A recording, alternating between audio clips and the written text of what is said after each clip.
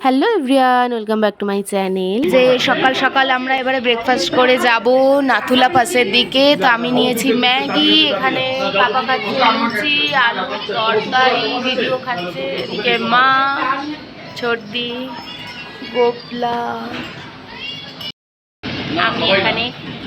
চলো আমি খেয়ে নিই। তো চলো খেয়ে নিই, তারপর ওখানে গিয়ে এবার তোমাদের সাথে দেখা হচ্ছে।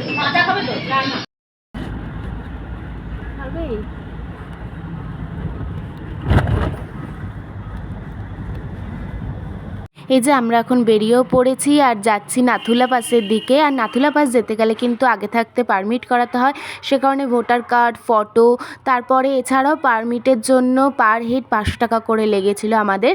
তো যাই হোক, আমরা এখন যাচ্ছি আর রাস্তাটা অসম্ভব সুন্দর, চোখ ফেরানো যাচ্ছিল না। দেখো তোমরা কি সুন্দর দেখতে লাগছে, তাই না রাস্তাটা? আমরা গাড়িতে বসে আছি,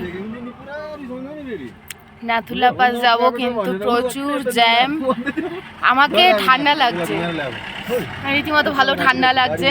মাকে ঠান্ডা ততটা লাগছে না, কিন্তু আর একজন পুরো রোদের সাইডে বসেছে বলে ওর গা পুড়ে যাচ্ছে। প্রচুর গরম লাগছে ওকে। পাপাকে গরম লাগছে, পাপাকে আজকে পেছনে ট্রান্সফার করে দেওয়া হয়েছে, আর আজকে পেছনে বসিয়ে দিয়েছে। জিজু আর ডুগু সামনে সিট পেয়েছে। একজনকে গরম লাগছে, সব খুলে ফেলেছে, তার বাবাকে ঠান্ডা লাগছে। এই অবস্থা, গাড়ির জ্যাম ভর্তি সামনে।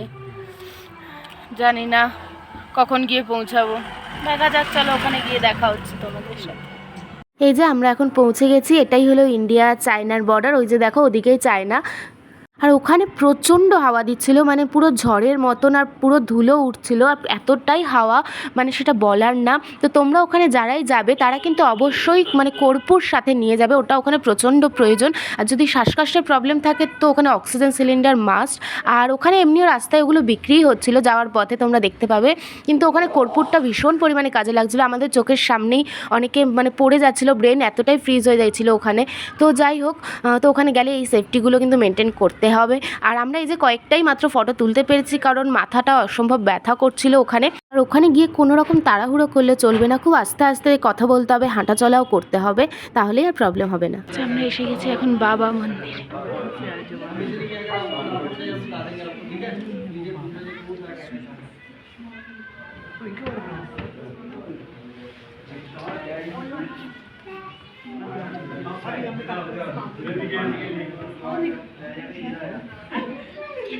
এই যে আমরা এখন দাঁড়িয়ে আছি নিউ বাবা মন্দিরে। তো মন্দিরেও আমাদের দর্শন করা হয়ে গেছে, ওখানে কিন্তু জুতো খুলে ঢুকতে হয়েছিল। তো ওনার মূর্তিটা অসম্ভব সুন্দর লাগছিল দেখতে, আর ভীষণ শান্ত পরিবেশটা ওখানে, তো বেশ ভালো লাগছিল।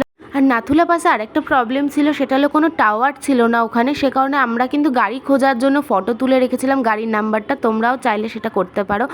আর অনেকবারই পাহাড়ে গেছি, আর একটা ইচ্ছে প্রচণ্ডভাবে ছিল যে আমরা শাড়ি পরবো, তো সে কারণে আমি, মা, দিদি তিনজনের শাড়ি পরেছিলাম। তো ফাইনালি আমাদের সেই ইচ্ছেটা পূরণ হলো যে পাহাড়ে গিয়ে আমরা শিফন শাড়ির আঁচল উড়িয়েছি। তো যাই হোক, প্রচণ্ড ঠান্ডা লাগছিলো, কিন্তু খুব ভালোও লাগছিলো। এখন আমরা ছাঙ্গু লেকের দিকে যাচ্ছি, আর যাওয়ার পথে এত সুন্দর একটা মানে প্রাকৃতিক সৌন্দর্য, সেটা হলো মেঘের মধ্যে দিয়ে আমরা যাচ্ছিলাম। আর মানে মেঘটা দেখো, যে দূরে দেখা যাচ্ছে সাদা সাদা, ওটা পুরো মেঘ ছিল নিচে, মানে কোথাও কোনো গাছ নেই, মানে এরকমই অবস্থা। তবে এত সুন্দর লাগছিল দেখতে, মানে সেটা ভাষায় প্রকাশ করার মতো নয়। এখন আমরা আছি এই যে ছাঙ্গু লেক, এখানে কতগুলো ইয়াক দাঁড়িয়ে আছে দেখো। ডুগু ওখানে গেছে ইয়াকের পিঠে চড়তে, ওই যে চড়া হয়ে গেছে, নেমেছে। এখানে সবাই দাঁড়িয়ে আছে, মা আছে এখানে।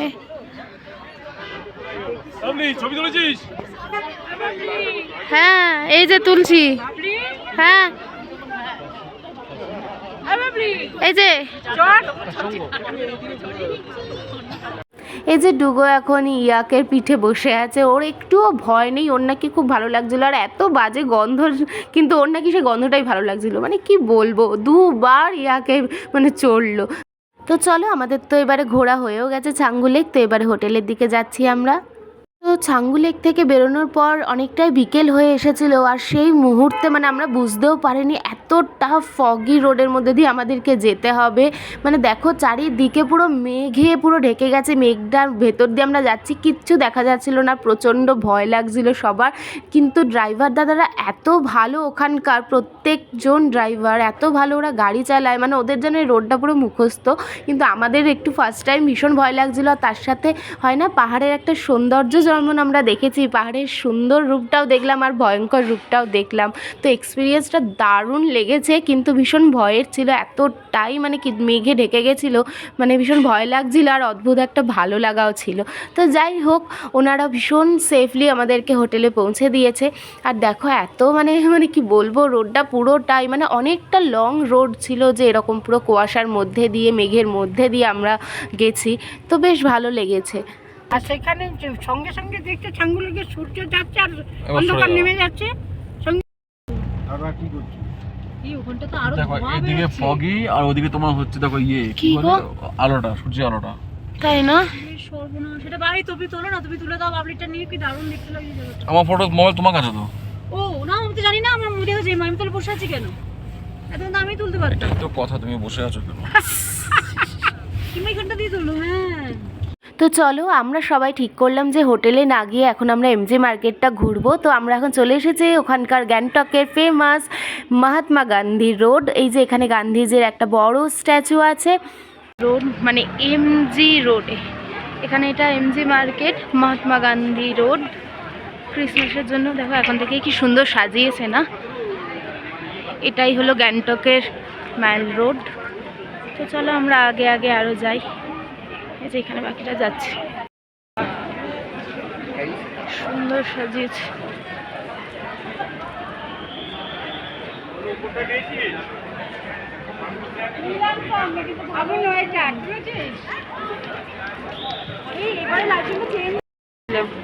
সুন্দর লাগছে না?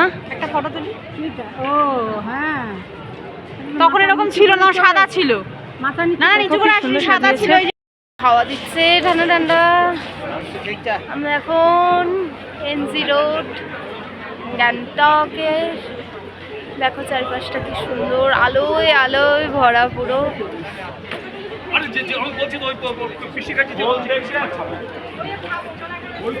তো আমরা এখন সবাই একটু চাটা খেলাম বসে, তারপর এখন একটু হাঁটছি, ঘুরে ঘুরে দেখছি পুরো জায়গাটা।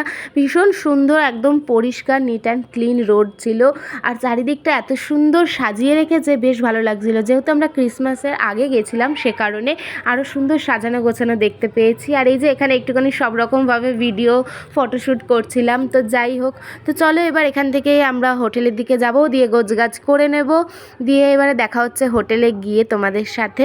আর তার আগে আরেকবার একটু ভালো করে ঘুরে ঘুরে দেখছি। আর এই জায়গাটা আমার ভীষণ পছন্দ হয়েছিল, এত সুন্দর লাগছিল দেখতে। তো যাই হোক, এরপর একদম হোটেলে মর্নিংয়ে দেখা হবে। Hello everyone, welcome back to my channel, আর গুড মর্নিং সবাইকে। আজকে আমাদের গ্যাংটকে লাস্ট ডে। তো আমরা এখন বাড়ির দিকে রওনা দেবো। তো এখন ট্রেনে যেতে হবে, তাই এরকম মেকআপে চলে এসেছি। আর এই যে একটু মনটা সবারই খারাপ খারাপ লাগছে, যাই হোক বাড়িতে যেতে হবে। তোমাদেরকে দেখাচ্ছি আমাদের হোটেল থেকে ভিউটা, মানে দেখানোর সময় পাইনি, চলো দেখাই। দেখো এরকম ভিউ আসছে এখান থেকে। আমি এখন একটা চেয়ারের মধ্যে বসে আছি জানলার দিকে ঘুরে, আর এই পাহাড়টা দেখছি একবার, দু চোখ ভরে পাহাড়টাকে দেখে নিই, আবার তো ওখানে গিয়ে সেই একই জীবন। তো চলো, আর এদিকে এরকমভাবে রাস্তা, দেখো গাছগুলো কি সুন্দর, এদিকটা পুরো পাহাড়। এইভাবে আমাদের এই যে সব ব্যাগপত্র রেডি, এই যে বাবা এখন ব্যাগ কাঁধে তুলে নিচ্ছে। চলো, এই যে মা, আমরা ধীরে ধীরে এগিয়ে যাই। তো চলো আমরা এখন বেরিয়েও পড়েছি, গাড়িতে আছি, আর কিছুক্ষণ পর পাহাড়টাকে ছেড়ে টাটা বলে আমাদেরকে নিজেদের গন্তব্যস্থলে পৌঁছাতে হবে। তো ভীষণ মন খারাপ করছিল, তো যাওয়ার আগে দু চোখ ভরে শুধু পাহাড়টাকেই দেখে যাচ্ছিলাম, তার সাথে এত সুন্দর একটা নদী, ভীষণ সুন্দর লাগছিল, তাই ভাবলাম যে এটাকেও ক্যামেরাবন্দি করে নেওয়া যাক। তো যাই হোক, চলো এরপর তোমাদের সাথে ট্রেনে উঠেই একদম দেখা হচ্ছে।